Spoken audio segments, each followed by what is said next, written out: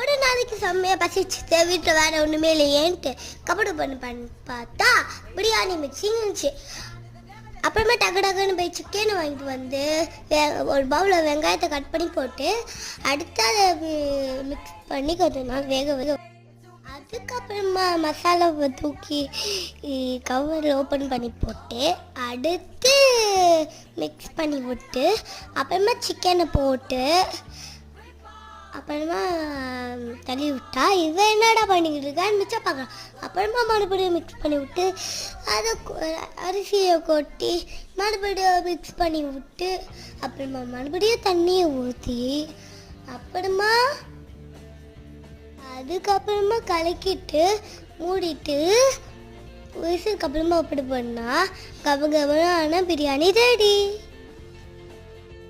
ரொம்ப சூப்பராக இருந்துச்சு. நீங்களும் வேணால் ட்ரை பண்ணி பாருங்கள்.